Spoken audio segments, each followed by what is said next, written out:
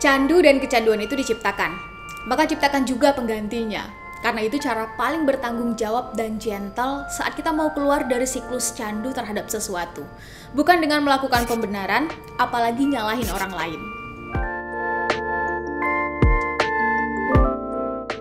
Hai, Assalamualaikum teman-teman. Ini adalah video Ada Apa yang direncanakan akan naik di hari Sabtu atau saat weekend. Jadi biasanya kalau weekend kita bakal ngejawabin pertanyaan-pertanyaan yang masuk lewat Q&A box di Instastory @sarlianavita. Untuk teman-teman yang mau ikutan, cek dulu akun Instagramnya. Dan kalau teman-teman belum follow, jangan lupa di follow. Sebelumnya shout out untuk semua pertanyaan yang masuk di minggu ini. Dan setelah dikumpulin oleh tim Ada Apa, ternyata ada satu irisan pertanyaan yang menurut Sarli menarik untuk dibahas.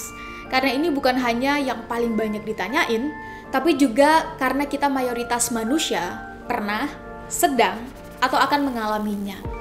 Jadi pertanyaan yang akan kita bahas adalah gimana caranya kita ngilangin candu terhadap games.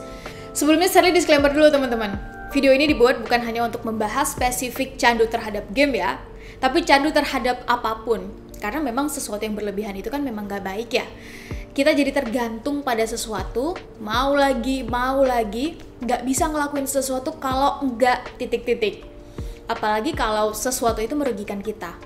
Well, tanpa panjang kali lebar lagi pembukaannya, kita langsung aja bahas apa dan kenapa kita bisa candu, dan gimana cara ngatasin kecanduan. Pertama kita artikan secara singkat dulu ya teman-teman. Karena dalam bahasa Indonesia sadly agak sulit nih nemu pengertian dan makna objektif dari istilah candu itu. Jadi kita bawa dulu ke bahasa Inggris, terus kita artikan secara harfiah. Nah dalam bahasa Inggris, candu kan adalah addiction, addicted. Kalau dalam Oxford Dictionary, addicted itu adalah the condition of being unable to stop using or doing something as a habit, especially something harmful. Atau bisa kita artikan kurang lebih kondisi di mana kita nggak bisa berhenti menggunakan sesuatu atau melakukan sesuatu sebagai kebiasaan, dan khususnya sesuatu yang berbahaya. Nah, kalau menurut Merriam-Webster Dictionary, addicted itu adalah a compulsive chronic atau psychological need for a habit-forming substance, behavior, or activity, having a harmful physical, psychological, or social effects. Sedangkan definisi yang kedua dari Merriam-Webster adalah a strong inclination to do, use, or indulge in something repeatedly. Yang intinya, addiction ini dimulai dari aktivitas yang menjadi habit. Dari habit ini akhirnya menimbulkan efek untuk mau lagi terus ngelakuin itu. Dan ini mau gak mau mempengaruhi bahkan sampai ke kebutuhan fisik dan psikis. Ini yang membuat kita jadi tergantung pada sesuatu. Efeknya adalah ke fisik, psikis, mental, cara berpikir, habit, dan seterusnya. Nah, dari definisi tadi, teman-teman, setidaknya ada dua kata kunci nih yang pengen saya garis bawahi dan saya tarik. Pertama adalah habit, kebiasaan, sesuatu yang dilakukan berulang-ulang. Kalau dalam bukunya Wendy Wood, sesuatu yang disebut sebagai habit adalah yang saat kita ngelakuin itu udah nggak perlu mikir lagi. Dan yang kedua, harmful effect, atau efek yang baik jangka pendek maupun jangka panjang itu membahayakan, baik kepada fisik, psikis, maupun hubungan sosial kita kepada orang lain. Nah, jadi kalau ada di antara kita nih yang punya aktivitas, punya kebiasaan, dan kita nggak bisa fokus atau nggak bisa maksimal tanpa melakukan aktivitas itu dulu, atau ada benda nih, atau ada zat, atau minuman, atau apapun yang kita butuhkan setiap waktu saat kita pengen maksimal dalam melakukan sesuatu lainnya, dan itu ngasih harmful effect, efek yang membahayakan ke fisik, ke psikis, bahkan ke orang-orang sekitar kita, maka hold on, jangan-jangan kita sedang kecanduan. Dan kecanduan bisa terhadap apapun. Kecanduan terhadap game, kecanduan terhadap kafein misalnya, kecanduan terhadap nonton film drama, jadi hidup dan pikirannya penuh dengan drama. Kecanduan gosipin atau ngomongin orang, kecanduan makanan manis misalnya, atau minuman alkohol, zat-zat tertentu yang ngasih efek negatif ke tubuh kita, kecanduan dengan pornografi, kecanduan terhadap zat adiktif, dan seterusnya.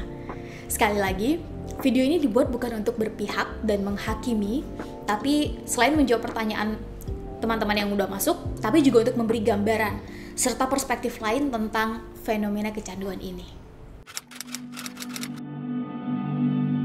Setidaknya Sarli dan tim Ada Apa menemukan 2 alasan kenapa kita candu terhadap sesuatu.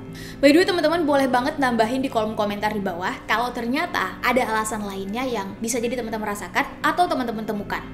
Alasan yang pertama adalah logika di otak kita udah mengatakan bahwa sesuatu itu menyenangkan, membuat kita bahagia, dan kita membutuhkan itu. Jika kita misalnya melakukan A, B, dan C, state of mind-nya udah terbentuk dan diulang-ulang terus, atau dengan kata lain, koneksi neuron di otak kita udah sangat terbiasa dengan hantaran informasi tersebut. Alias, kita udah sering banget ngelakuin itu. Teman-teman pasti pernah dengar dong istilah dari orang bijak yang kurang lebih mengatakan kayak begini. Rasa senang, bahagia, sedih, kecewa, marah, bahkan ingin sekalipun adalah state of mind. Itu berawal dari mindset kita. Nah, apakah mindset itu bisa diubah, di-reset, dibentuk? Jawabannya bisa banget. Caranya gimana? Udah saya bahas di episode ketiga program Ada Buku. Nanti linknya saya taruh di box description di bawah ya. Nah, kita lanjut dulu ke alasan kedua teman-teman, yaitu pertemanan. Kalau ini adalah alasan yang menurut saya klasik banget, bahwa kita adalah dengan siapa kita bergaul. Jadi sebetulnya kita pengen ngeliat nih, atau kita pengen ngecek kita itu tipikal orang yang sebenarnya seperti apa, maka cek orang-orang yang ada di sekitar kita. Mulai dari habitnya, mindsetnya, cara berpikirnya, sampai pada sudut pandangnya dalam melihat dan menanggapi sesuatu. Maka kurang lebihnya demikianlah sebetulnya kita. Awalnya mungkin mencoba 1, 2, atau 3 hal, nothing tulus, dari coba-coba karena terbiasa dengan pergaulan, ya akhirnya kita akan terus aja tanpa berpikir dan melogikakannya lagi. Ini impactnya. Ketika siklus ini terjadi secara berulang-ulang, maka dengan sendirinya masuk ke alam bawah sadar kita. Awalnya karena pertemanan sih memang, lama-lama jadi kebiasaan.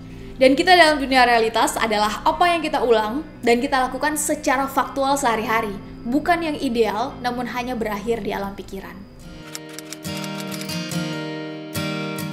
Nah teman-teman, lewat video ini Sherly dan tim Ada Apa mau berbagi 3 tips mengatasi atau minimal mengurangi candu pada diri kita.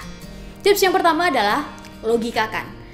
Teman-teman, penelitian menunjukkan bahwa lebih dari 80% manusia candu pada sesuatu yang berakhir pada rasa atau keinginan, bukan pada kebutuhan. Nah, cara terbaik melawan rasa kan adalah dengan logika kan ya. Logikakan apa yang teman-teman candu terhadapnya. Terus pertanyaannya adalah, cara berpikir logik gimana Kak Ser? Minimal ada 15 rumusnya. Salah 3-nya adalah kenapa kita main game. Misalnya ya, candu terhadap game. Cari why-nya, kenapa kita mau melakukan itu secara objektif. Karena ada loh orang yang secara profesi memang adalah gamers. Itu menghasilkan, bahkan bisa menghidupi kebutuhan dirinya dan keluarganya. Dan alasan kita main game setiap orang tentu berbeda-beda. Berpikir logis yang kedua adalah konversikan dengan hal lain. Misalnya dalam sehari nih, kita berapa jam main game, berapa jam kita nonton Netflix, berapa jam kita scrolling di sosmed. Nah, jumlah jam itu kalau dikonversikan dengan aktivitas lain, maka waktu itu sebanding dengan apa, atau dengan aktivitas apa, menghasilkan apa. Berpikir logis yang ketiga adalah jika maka. Ini lebih ke hukum sebab akibat sih sebetulnya. Jika kita main games dalam satu hari 5 jam atau 6 jam misalnya, maka wajar jika ...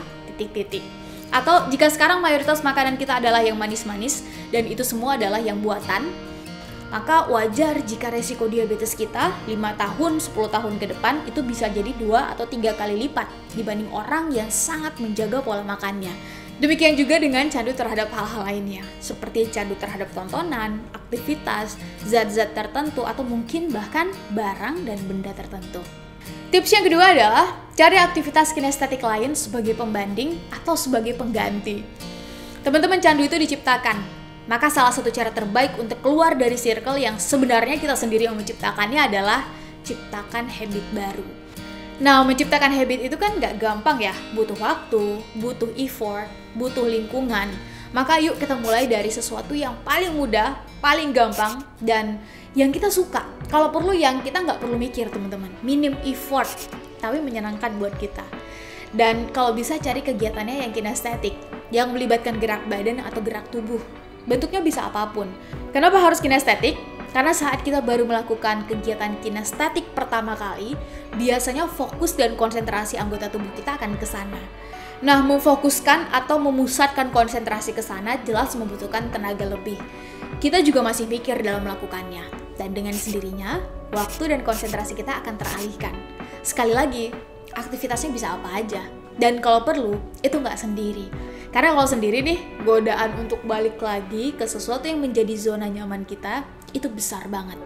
Nah, untuk itu, tips yang ketiga yang pengen Sherly dan tim Ada Apa bagi adalah cari circle lain atau lingkungan pertemanan lain yang memaksa kita untuk berhenti dari pikiran, berhenti dari aktivitas kita.